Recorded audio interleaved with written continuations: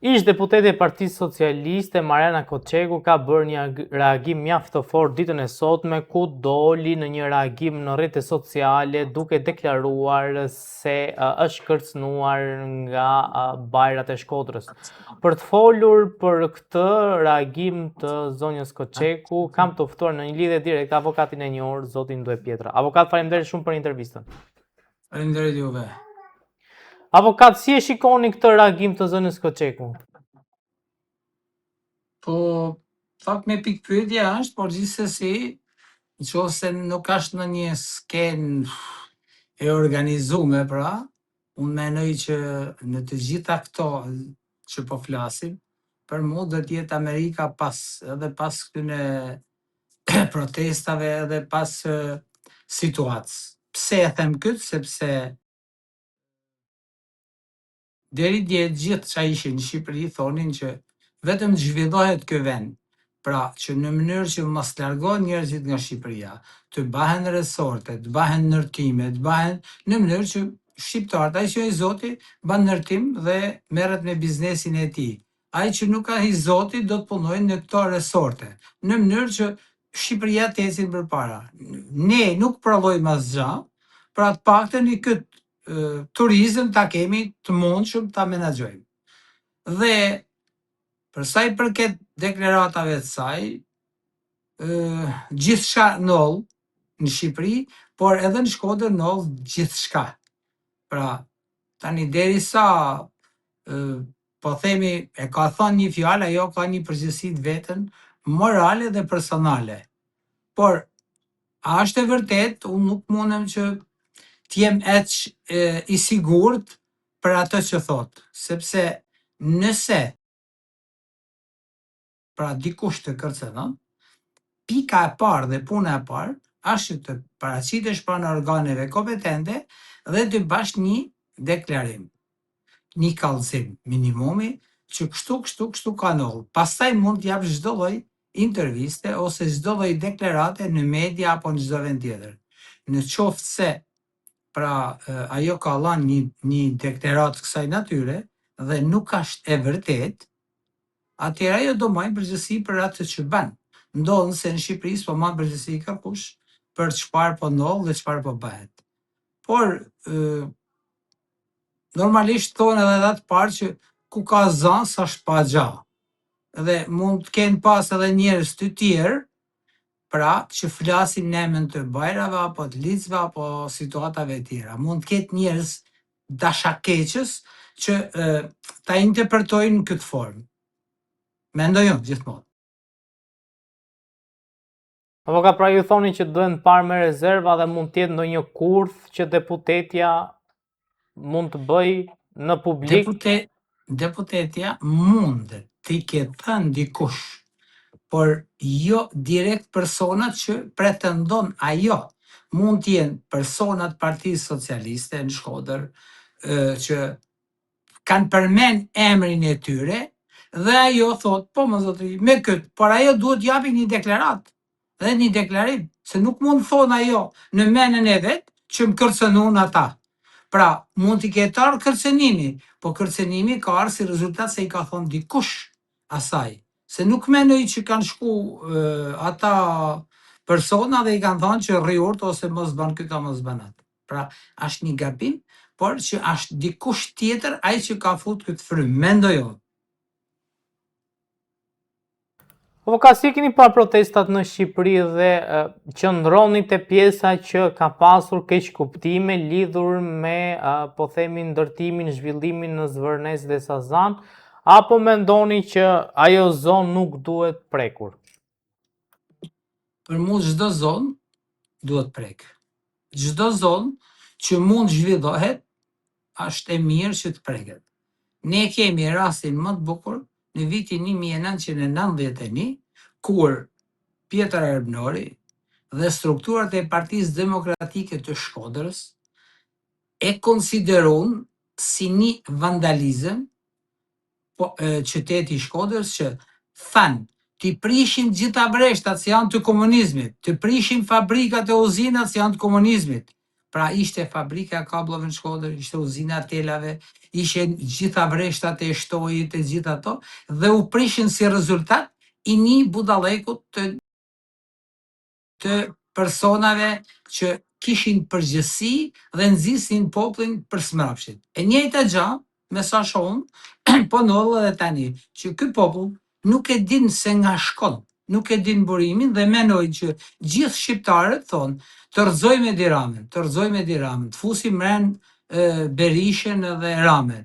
Unë ka disa vite që e them, që nga viti 1991 e deri më sot, ata që kanë kalu, kanë marrë 2 mandate në parlamentin shqiptar nuk duhet jenë më.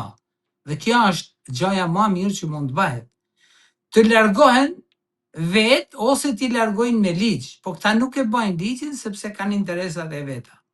Në Itali që jemi krejt afër, nuk kam, me fjalë, në Itali ka mbi 60% të parlamentit italian janë jurista, njerëz që bëjnë ligje. Në Shqipëri janë çoban, delesh, hajduta edhe kriminela që bëjnë ligjet. Dhe ligjet i miratojnë dhe i bëjnë sipas interesave të tyre. Kjo kena vërtetu dhe për nga 2013 deri sot është ndrru 2 herë, 3 herë kushtetuta e Shqipërisë. Pra kush e prek kushtetutën e Shqipërisë, zotëri? Kushtetuta nuk preket një herë 50 vjet, herë 100 vjet. Këta e prekun sa herë donë dhe kanë interesat e veta. Çka do thotë që këtu nuk ka më siguri dhe garanci, nuk ka drejtësi dhe s'ka për të pas, po të thënë dhe s'ka për të pas. Avokat, besoj e keni parë një foto të Artan Hoxhës ku pretendon se është një dhomë burgu në Peqin, në burgun e Peqinit. Nga fotoja duket, në fakt një video, është një video ku duket që më shumë se sa një dhomë burgu është një apartament luksos që mund të jetë kudo në Tiranë. A besoni që ka ambiente të tilla në burgjet e Shqipërisë? Para, pranaj se këtu i thonë edhe ka drejta që thotë rrumpall. Pra, gazetarët në Shqipëri, për interesat e tyre, shesin nerin, shesin kombin, shesin gjithçka. Dhe ankohen tek politikanë që po i shesin. Në burgje mund të ketë çfarë të duash, por si ka mundësi që në burgjet shqiptare të ketë diçka të kësaj natyre, kur ato janë struktura, nuk janë me një person. Ka një drejtor, ka nën drejtor, ka po them shef komisariat, shef policie, ka gjitha struktura të zotëri. Dhe për të korruptuar gjitha këto struktura, më duket e pamundur, sepse nuk mundesh ti mund ta bash i ditë një gjatë të tillë, por jo çdo ditë. Jo të kesh mrena burgut këto ambiente. Mu nuk më besohet dhe njerëzit tani çfarë bëjnë për të marrë lajka, për të marrë vëmendjen e njerëzve. Dhe shumë gazetar mendoj që bëjnë veprime të panershme, të pahishme për sa i përket këtyre rasteve.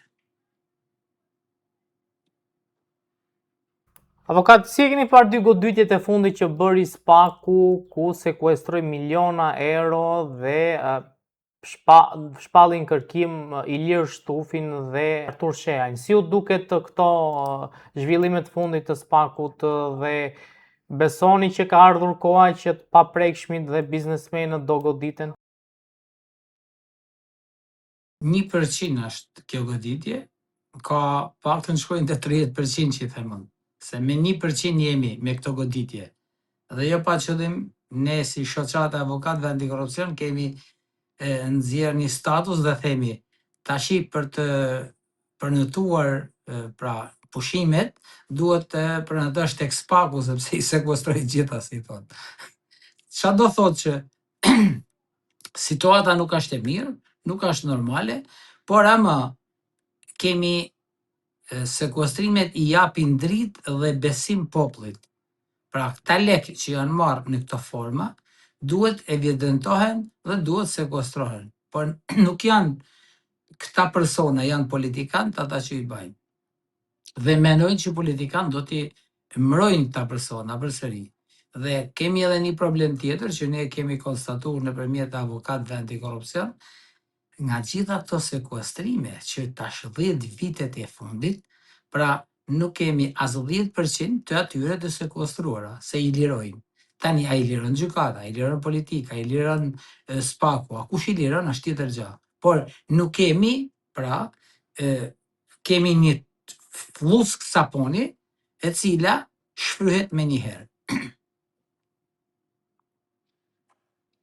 Avokat është folur në media që ka pasur kontrole dhe në zyrën e biznesmenit Samir Mane, si dhe i është sekuestruar telefoni. Tani, ne për ditë po plasim dhe themi Samir Manen, Kastratin, Ulajt, Dulakun, e këta, pra që janë persona të cilët janë të lidhur musht me politikën, nëse goditen nga spaku, automatikisht, pra, do të shkrumohen politika shqiptare. Nëse e bajnë, a kanë forcë për ta bë apo jo, është tjetër gjë. Sot duhet lulëzojnë, pra, si në politikë dhe në biznes rinia. Nuk ka më me këto forma që pretendohet që ne jemi biznesmen. Ne i dim gjithta se kush janë biznes, kush ka qenë, si ka qenë dhe çfarë veprime bën. Po ta shikoje edhe atë bashkimullën duke dalë atë ditë nga spaku ku kishte bën disa kallëzime, është një që nuk ka njeri në botë që mund thonë ky bashkimullej është miliarderi i Shqipërisë. Pra po ta shikosh, pra tregon që këta lek nuk janë të tia.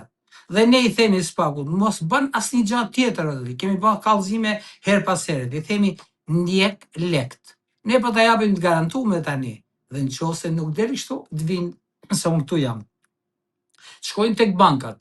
Dhe këta biznesmen që bëjnë të resorte, nga u vinë ta lek? Pra u vinë nga paradisat fiskale. Pra këta 3-4 biznesmen të mëdhenj, çu i marrin. Unë kam informacionin, por ama nuk ka nevojë më u thon sepse e gjejnë vetë.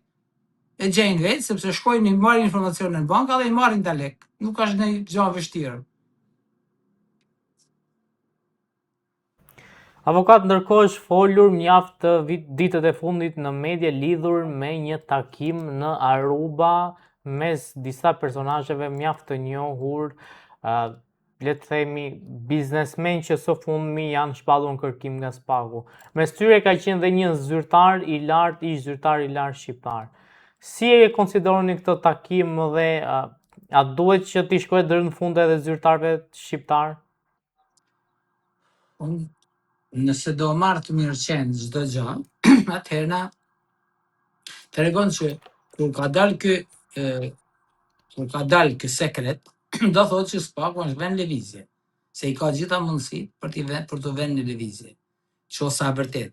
Dhe kjo do jetë një e mirë sepse pas kësaj do ta kenë rradhën ta tjerë, sekuestrime të tjera.